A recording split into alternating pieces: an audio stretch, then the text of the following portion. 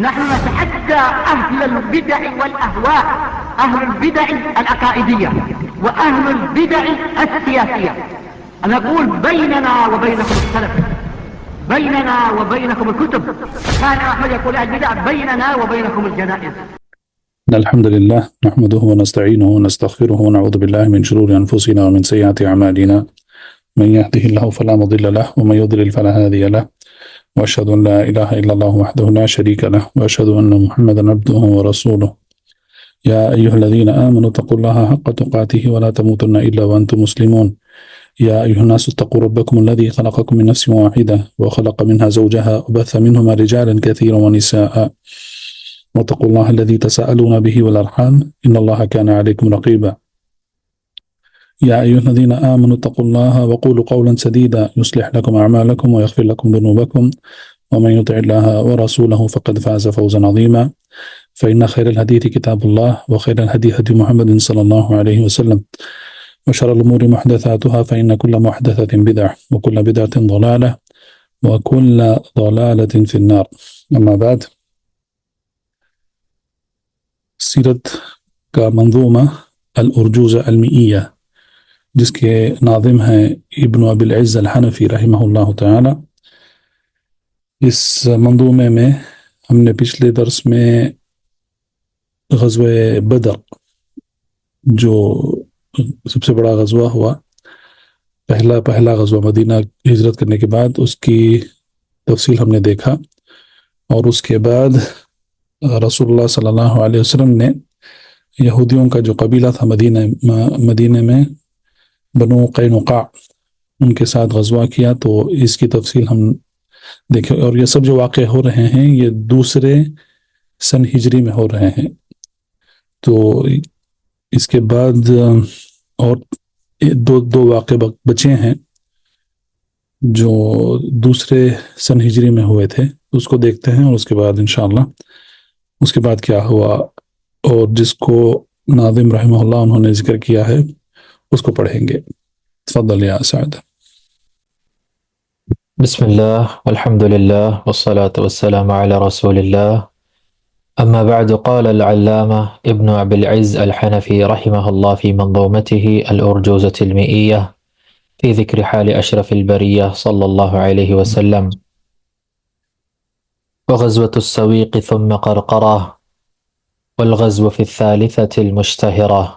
نعم، تو یہاں پر دوسرے سال کے آخر میں جو غزوہ ہوا، یہاں پر جو ذکر کیے ہیں ناظم، وہ ہے غزوة السویق اور اس کے بعد قرقرہ. تو یہاں پر انہوں نے دو غزووں کا ذکر کیا ہے. واقعہ یہ ہے کہ بدر میں جب کفار کی شکست ہوئی اور انہیں واپس مکہ لوٹنا پڑا، اور ابو سفیان رضی اللہ عنہ جو ابھی اسلام نہیں لائے تھے، انہوں نے یہ قسم کھائی تھی کہ وہ اس شکست کا انتقام لیں گے، اس کا بدلہ لیں گے. تو اسی لیے واپس جانے کے بعد کفار مکہ نے بدر کے بعد، میں کہہ رہا ہوں بدر کے بعد، انہوں نے کئی طریقے سے مسلمانوں پر حملہ کرنے کی کوشش کی. تو مکہ جانے کے بعد ابو سفیان رضی اللہ عنہ، انہوں نے، کہا جاتا ہے کہ انہوں نے 200 گھڑ سواروں کو تیار کیا مدینہ پر حملہ کرنے کے لیے، اور پھر وہ آئے، لیکن انہوں نے مدینہ پر حملہ مشرق کی طرف سے کی، جس کو نجد کہا جاتا تھا اس زمانے میں. مشرق یا تھوڑا شمال کی طرف. تو وہاں سے انہوں نے 200 گھڑ سواروں کو لے کر انہوں نے سب سے پہلے وہ مدینہ کے قریب آئے. وہاں پر ایک جگہ ہے جس کو العرید کہتے ہیں، وادی ہے العرید، عین را یا ضاد، عین پر ضمہ، عرید. وہاں پر پہنچے، اور وہاں پر جو رہنے والے تھے وہ یہود تھے. مورخین لکھتے ہیں کہ یہود اس وادی میں رہ رہے تھے، اور وہاں پہ سلام بن مشکم، اس کے گھر پہ وہ اترے، ابو سفیان اور 200 گھڑ سوار. وہاں پر وہ رکے اور پھر وہاں سے انہوں نے خبر جمع کی مدینہ کی. تقریباً یہ 120 کلومیٹر کی دوری پہ ہے مدینہ سے مشرق کی طرف. تو پھر وہاں سے انہوں نے خبر جمع کر کے مدینہ کی، پھر انہوں نے مدینہ پر حملہ کیا. مدینہ کے قریب آئے لیکن مدینہ میں داخل نہیں ہوئے، بس مدینہ کے مشرق کی طرف جو کھجور کے باغ تھے تھوڑے باغوں کو انہوں نے جلا دیا اور 2 انصار کو قتل کر دیا. 2 لوگوں کو انہوں نے قتل کر دیا اور پھر وہاں سے بھاگ گئے. تو رسول اللہ صلی اللہ علیہ وسلم مدینہ سے نکلے. جب آپ صلی اللہ علیہ وسلم کو پتہ چلا کہ یہ حملہ ہوا ہے مدینہ کے مشرق میں، تو وہ نکلے اپنے صحابیوں کے ساتھ اور مدینہ پر آپ صلی اللہ علیہ وسلم نے ابو لبابہ رضی اللہ عنہ کو مدینہ ذمہ داری دے کر وہ وہاں سے نکلے اور پھر ان کا پیچھا کرتے رہے، ابو سفیان کا اور وہ 200 گھڑ سواروں کا. تو اس کو کہتے ہیں غزوت سویق. سویق یہ جو لفظ ہے یہ جگہ کا نام نہیں ہے، یہ دراصل جو ہم اردو میں اس کو ستو کہتے ہیں، جو کھاتے ہیں ستو کا آٹا کہتے ہیں اس کو. عموماً یہ گیہوں اور کچھ اور ملا کر اس کو پیستے ہیں اور پھر اس کو وقت پڑنے پر اس کو دودھ میں یا پانی میں اس کو ملا کر اس کو کھاتے ہیں. تو عموماً یہ گیہوں کے آٹے سے بنتا ہے، اس کو سویق کہتے ہیں. تو یہ غزوہ اس لیے غزوۃ السویق اسی لیے کہا جاتا ہے کیونکہ جب مشرک وہاں سے فرار ہوئے مدینہ سے، تو ظاہر ہے کہ ان کے ساتھ بہت سارا سامان تھا، تو انہوں نے سارا سامان جو ہے اپنے سواریوں سے یعنی گھوڑوں پر سے انہوں نے سامان پھینکنا شروع کر دیا تاکہ گھوڑوں پر وزن کم ہو جائے اور وہ جلدی سے وہاں سے رفع دفع ہو سکتے ہیں وہاں سے. تو اسی لیے انہوں نے اپنے عموماً جو خاص کر کے جو ستو اپنے ساتھ لائے تھے انہوں نے اس کو پھینک دیا اور دوسرے کئی سامان انہوں نے اب ان کو فوراً ان کو مکہ پہنچنا ہے، مسلمانوں سے بچ کر کسی طرح ان کو جلد سے جلد ان کو وہاں سے فرار ہونا ہے اور مکہ پہنچنا ہے. تو اسی لیے انہوں نے اپنے سواریوں سے بہت سارا سامان اس کو پھینکنا شروع کر دیا اور اس میں سے زیادہ سامان جو تھا وہ یہ ستو کا آٹا تھا. تو اسی لیے اس کو غزوۃ السویق کہا جاتا ہے. تو وہاں سے پھر جو ناظم نے یہاں پر ذکر کیا ہے ثم قرقرہ، قرقرہ جو ہے یہ اصل میں ہے قرقرۃ القدر کہتے ہیں اس کو، جگہ کا نام ہے. تو وہاں پر رسول اللہ صلی اللہ علیہ وسلم پہنچے اور وہ سب سامان صحابیوں نے وہاں سے جمع کر لیا. تو اصل میں یہ دو ایک ہی واقعہ ہے، دونوں کا ایک ہی واقعہ ہے، لیکن یہاں پر ناظم رحمہ اللہ انہوں نے غزوۃ السویق اور کہا ہے ثم قرقرہ، یعنی کہ اس کے بعد غزوۃ قرقرۃ القدر کہتے ہیں اس کو. تو انہوں نے گویا ایسا لکھا ہے گویا کہ یہ 2 الگ الگ غزوے ہیں، لیکن اصل میں وہ ایک ہی غزوہ ہے اور اس میں قتال نہیں ہوا. اس میں مسلمان رسول اللہ صلی اللہ علیہ وسلم کی قیادت میں انہوں نے مشرکین کو وہاں سے بھگا دیا اور مقابلہ نہیں ہوا دونوں کے درمیان. اور پھر اس جگہ قرقرۃ القدر جس کو کہتے ہیں وہ وہاں تک پہنچے آپ صلی اللہ علیہ وسلم.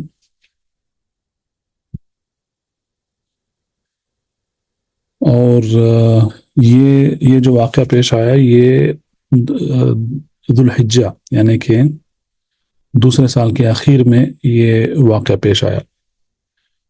تو دوسرے سال کا یہ دوسرے سال کے خاتمے پر یہ اہم واقعہ جو ناظم نے یہاں پر ذکر کیا ہے وہ پیش آیا، یعنی کہ غزوۃ السویق و قرقرہ.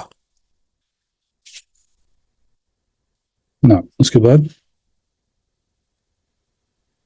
في غطفان وبني سليم وأم كلثوم ابنة الكريم.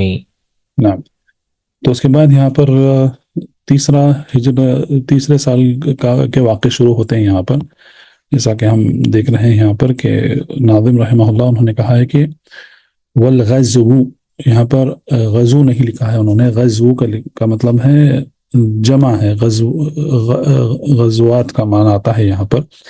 فی الثالثہ المشتہرہ، یعنی کہ تیسرے سال میں جو اہم غزوات ہوئے رسول اللہ صلی اللہ علیہ وسلم کے، اس کا انہوں نے یہاں پر ذکر کیا ہے. تو سب سے پہلے انہوں نے جو ذکر کیا ہے وہ ہے غطفان کا غزوہ، اور پھر بنو سلیم، یہ دو قبیلے تھے، غطفان اور بنو سلیم، یہ الگ الگ قبیلے تھے. تو یہ واقع پیش آئے تیسرے سال کے شروعات میں. تو غطفان کو ذی امر بھی کہا جاتا ہے، یعنی کہ غزوہ غطفان کو غزوت ذی امر بھی کہا جاتا ہے، اس لیے کہ نبی کریم صلی اللہ علیہ وسلم تو اب نکل چکے تھے، آپ صلی اللہ علیہ وسلم مشرق کی طرف نکل چکے تھے.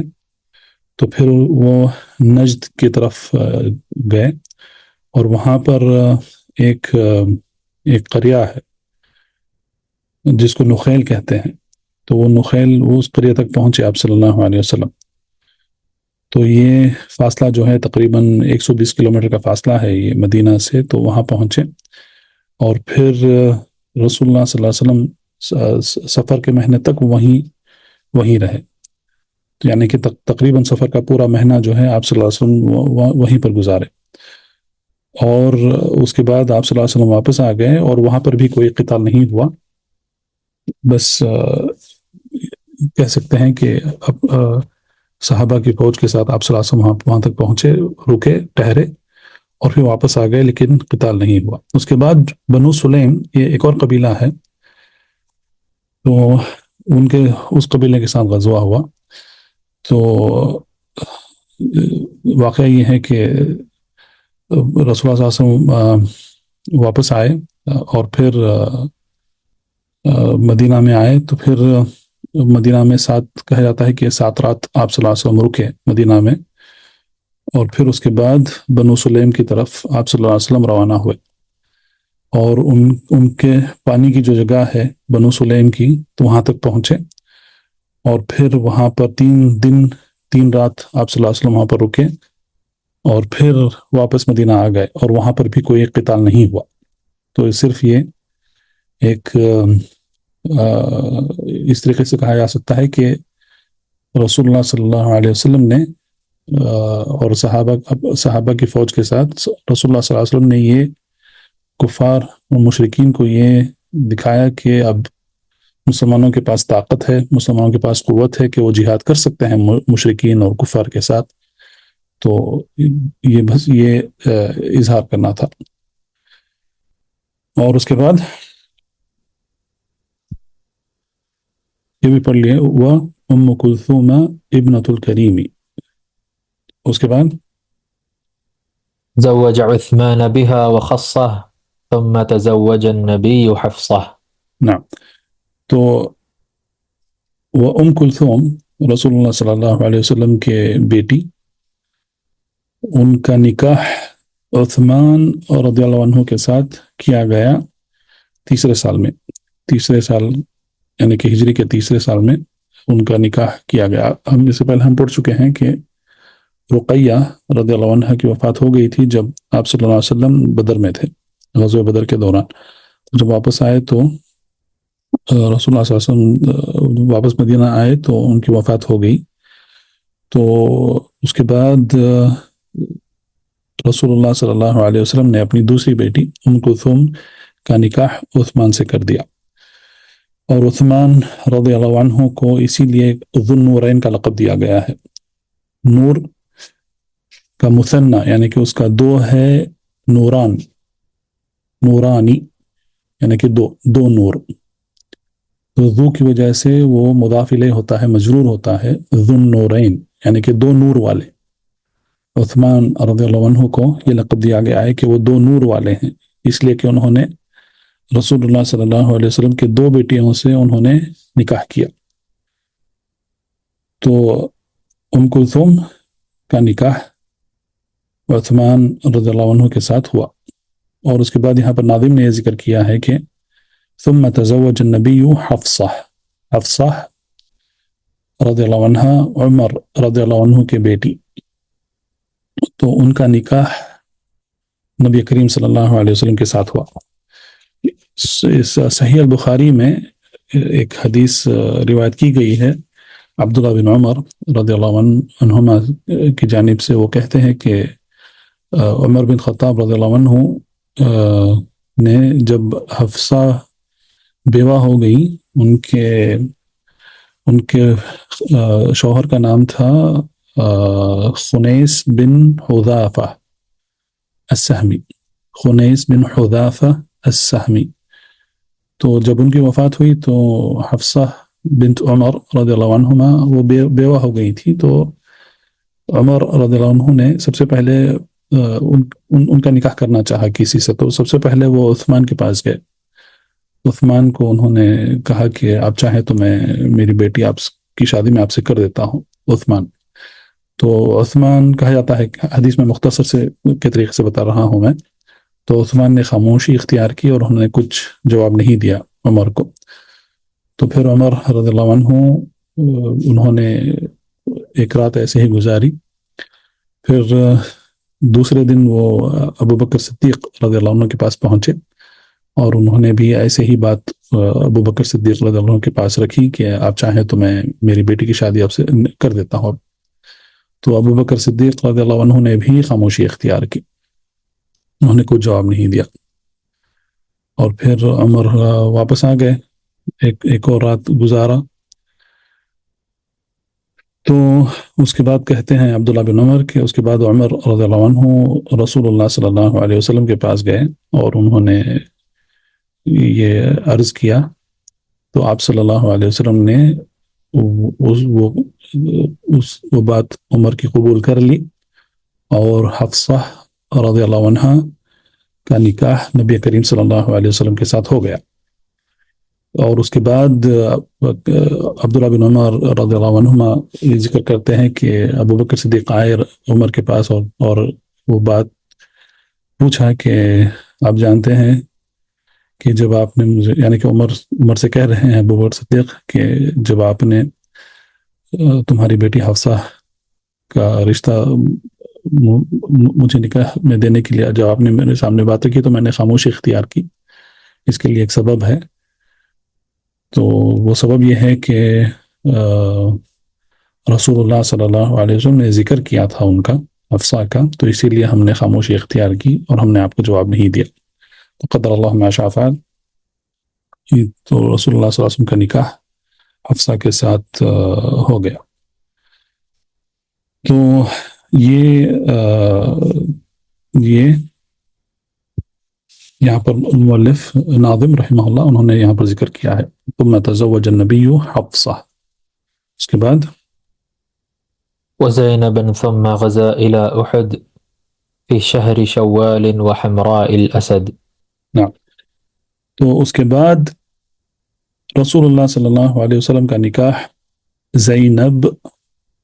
زینب بنت خزیمہ الہلالیہ ان کے ساتھ ہوا. اور مورخین لکھتے ہیں کہ جب رسول اللہ صلی اللہ علیہ وسلم کا نکاح حفصہ کے ساتھ ہو گیا، اس کے بعد کچھ مہینوں کے بعد آپ صلی اللہ علیہ وسلم نے زینب بنت خزیمہ رضی اللہ عنہ سے نکاح کیا. تو اس کے پہلے زینب بنت خزیمہ جو ہیں وہ الحسین بن حارث یا ان کے بھائی الطفیل بن حارث دونوں میں سے ایک کی بیوی تھی. اور یہ دونوں عبد المطلب کے بن عبد المطلب یعنی بن عبد مناف، یعنی کہ وہ قریش اور بنو ہاشم قریش میں سے ہیں. تو جب ان کے خاوند کی وفات ہو گئی تو آپ صلی اللہ علیہ وسلم نے ان سے نکاح کیا، لیکن ان کی وفات ہو گئی زینب بنت خزیمہ الہلالیہ کی وفات مدینہ میں ہی ہو گئی، اور مدینہ میں وہ پہلی بیوی تھی رسول اللہ صلی اللہ علیہ وسلم کی جن کی وفات ہوئی رضی اللہ عنہ. نعم. اس کے بعد ثم غزا الى احد فی شہر شوال، تو اس کے بعد جو احد کا جو غزوہ ہوا، جو مشہور غزوہ ہے، وہ شوال کے مہینے میں، یعنی کہ تیسرے، ابھی ہم جو پڑھ رہے ہیں یہاں پر اس منظومے میں، وہ تیسرے سال کے واقعے ہیں. تو تیسرے سال کے شوال میں غزوہ احد ہوا. تو غزوہ احد ہم سب جانتے ہیں کہ یہ غزوہ اس کے انجام کیا تھے. تو سب سے پہلے احد جو ہے، وہ جو مدینہ کی زیارت کیے ہیں جانتے ہیں کہ احد مدینہ سے کچھ دوری کے فاصلے پہ ہے، اور احد جو ہے یہ مدینہ کا پہاڑ ہے، اور اس کے تعلق سے کئی احادیث آئے ہیں. جیسا کہ ایک حدیث میں آیا ہے کہ جب آپ صلی اللہ علیہ وسلم ابو بکر صدیق اور عمر کے ساتھ جب آپ احد پر جا رہے تھے تو احد ہلنا شروع ہوا، تو آپ صلی اللہ علیہ وسلم نے کہا کہ چپ ہو جائے احد، کیونکہ تیرے اوپر کون ہے؟ ایک نبی ہے، ایک صدیق ہے، اور ایک شہید ہے. تو شہید سے مراد عمر تھا رضی اللہ عنہ. تو بہرحال، تو اور ایک اور حدیث میں آیا ہے کہ یہ پہاڑ ہے احد. جی. تو احد کا غزوہ اس پہاڑ کے قریب ہوا. اس میں سب سے پہلے تو اس میں تقریباً 70 صحابہ شہید ہوئے، ان میں سے حمزہ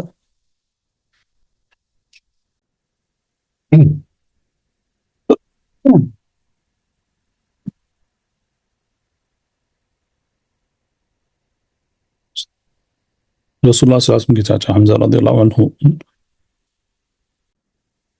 اور حمزہ رضی اللہ عنہ کے ساتھ 70 صحابہ شہید ہوئے.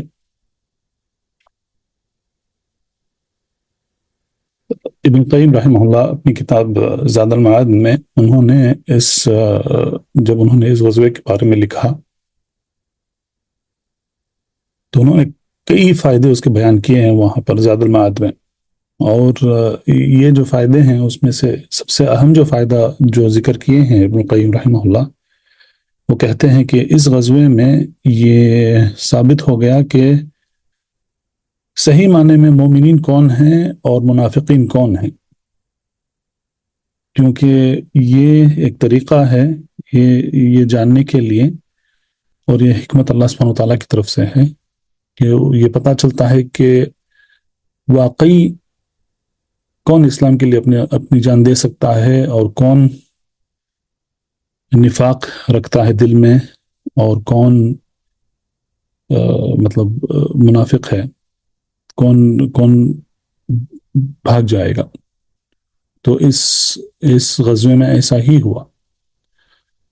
اور اگر آپ کو یاد ہے وہ واقعہ جب ابو سفیان رضی اللہ عنہ جب وہ اسلام قبول نہیں کیے تھے تو وہ ہرقل کے پاس پہنچے تھے روم میں. روم کا جو سلطان تھا ہرقل، شام اس وقت شام رومیوں کے تحت تھا. تو ابو سفیان جب شام پہنچے تو وہاں پر ہرقل تک رسول اللہ صلی اللہ علیہ وسلم کا خطاب پہنچا تھا اسلام کی دعوت دیتے ہوئے. تو جب ہرقل کو پتہ چلا کہ مکہ سے کچھ تجار پہنچے ہیں تو انہوں نے ان کو بلایا اور ان سے سوال کیا. اور یہ حدیث جو ہے امام البخاری رحمہ اللہ انہوں نے اپنی کتاب میں تفصیل کے ساتھ بیان کیا ہے. تو اس میں سے ایک سوال جو ہرقل نے پوچھا ابو سفیان سے، وہ یہ سوال تھا کہ کیا رسول اللہ صلی اللہ علیہ وسلم کے ساتھ تمہاری لڑائی ہوئی ہے؟ تو ابو سفیان نے کہا کہ ہاں ہوئی ہے. تو کون جیتے ہیں اس لڑائی میں؟ تو ابو سفیان نے کہا کہ کبھی ہم جیتے ہیں، کبھی وہ جیتے ہیں.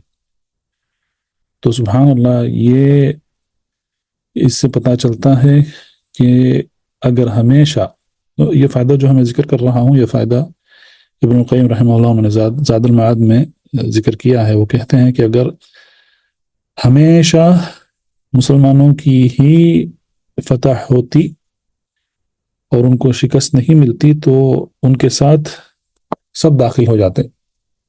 تو دیکھ رہے ہیں کہ صرف مسلمانوں کی ہی فتح ہو رہی ہے، ہمیشہ انہی کی جیت ہو رہی ہے.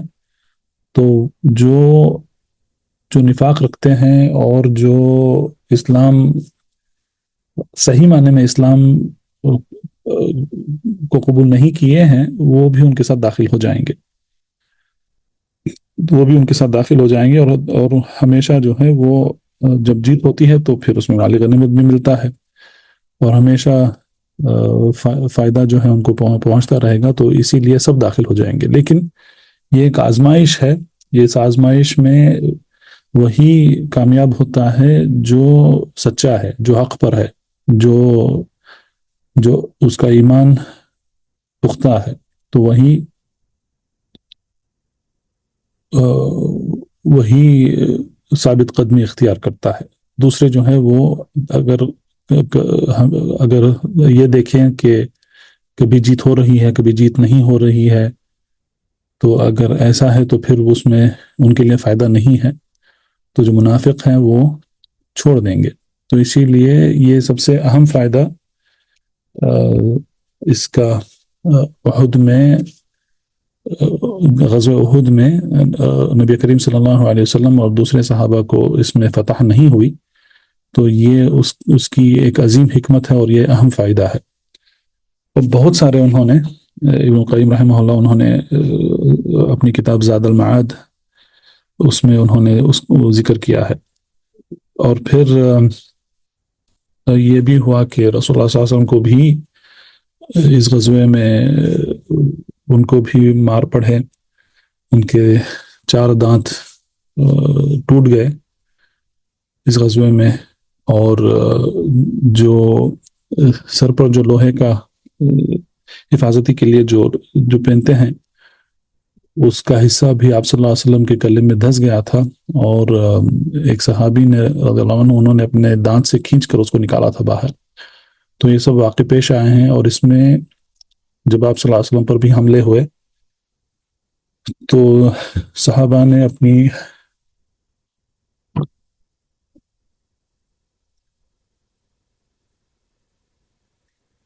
جان کی بازی لگا دی.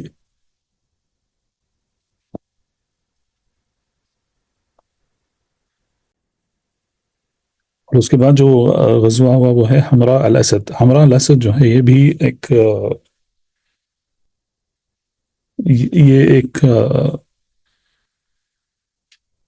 یہ فوراً غزوہ احد کے فوراً بعد یہ غزوہ ہوا، غزوہ حمراء الاسد. اور ہم جانتے ہیں کہ سارے مسلمانوں کو، صحابہ کو رضی اللہ عنہ، ان کو بہت زیادہ نقصان اٹھانا پڑا اس غزوے میں، غزوہ احد میں. اس کے بعد آپ صلی اللہ علیہ وسلم وہاں احد سے نکل کر پھر وہ حمراء الاسد کی طرف پہنچے آپ صلی اللہ علیہ وسلم. تو آپ صلی اللہ علیہ وسلم کے ساتھ صرف وہی صحابہ نکلے جنہوں نے احد میں شرکت کی تھی، اور صرف جابر بن عبداللہ رضی اللہ عنہما، تو وہ نہیں آئے کیونکہ ان کے والد عبداللہ رضی اللہ عنہ، ان کی وفات ہوئی. انہوں نے شہادت پائی غزوہ احد میں. تو اسی لیے جابر بن عبداللہ رضی اللہ عنہما کہتے ہیں، کیونکہ ان کے والد بھی صحابی تھے اور وہ احد کے شہداء میں سے ہیں. تو آپ صلی اللہ علیہ وسلم حمراء الاسد تک پہنچے. اور وہ یہ جو جگہ ہے یہ جنوب کی طرف ہے، مدینہ سے تقریباً 20 یا 25 کلومیٹر کی دوری پہ ہے، یعنی کہ مکہ کی طرف ہے. مکہ جنوب میں ہے مدینہ کے. تو آپ صلی اللہ علیہ وسلم وہاں پر پہنچے. اور پھر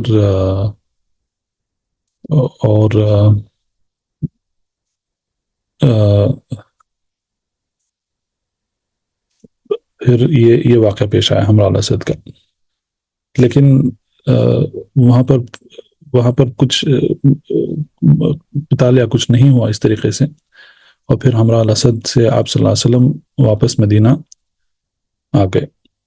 کیونکہ ہاں میں کہنا بھول گیا کہ کیوں حمراء الاسد تک پہنچے آپ صلی اللہ علیہ وسلم، کیونکہ احد سے جو مشرکین تھے وہ احد سے نکلے اور وہ مکہ کی طرف روانہ ہوئے، تو آپ صلی اللہ علیہ وسلم نے ان کا پیچھا کرتے ہوئے احد سے ان تک پہنچے، یعنی حمراء الاسد تک پہنچے آپ صلی اللہ علیہ وسلم. تو وہاں سے پھر مشرکین جو ہیں وہاں سے بھی فرار ہو گئے مکہ کی طرف، تو آپ صلی اللہ علیہ وسلم اور صحابہ حمراء الاسد تک پہنچے، پھر وہاں سے پھر وہ واپس مدینہ آ گئے.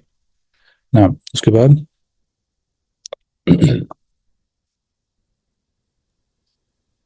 والخمر حرمت یقینا فاسمعا هذا وفيها ولد السبط الحسن. نعم.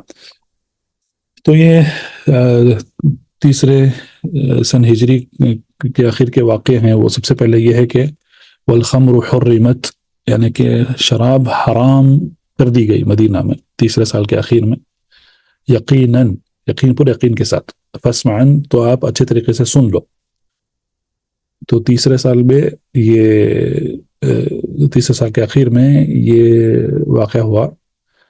اور پھر وَهَذَا وَفِيهَا وُلِدَ السِّبْطُ الْحَسَن. تو حسن السبط کہتے ہیں نواسے کو، کہتے ہیں عربی میں سبط، اور حفید کہتے ہیں پوترے کو، اور کبھی کبھی نواسے کو بھی حفید کہتے ہیں، لیکن سبط کا مطلب ہے نواسا. تو الحسن رضی اللہ عنہ، الحسن بن علی بن ابی طالب رضی اللہ عنہما، ان کی پیدائش ہوئی تیسرے ہجری کے اخیر میں. وفیہا ولد السبط الحسن. نعم. اس کے بعد چوتھے سال کے واقعے شروع ہو رہے ہیں، اور یہاں پر عشاء کی اذان ہو گئی ہے، تو اسی لیے یہاں پر رکتے ہیں، اور انشاءاللہ اگلے ہفتے اس کو مکمل کرتے ہیں یہاں سے. وباللہ توفیق، وصلی اللہ علی نبینا محمد وعلی آلہ وصحبہ وسلم. سبحانک اللہم وبحمدک، اشہد ان لا الہ الا انت، استغفرک واتوب الیک. اللہم علمنا ما ينفعنا وانفعنا بما علمتنا وزدنا علما وتوفیقا، واصلح لنا شأننا كله ولا تكلنا إلى أنفسنا طرفة عين.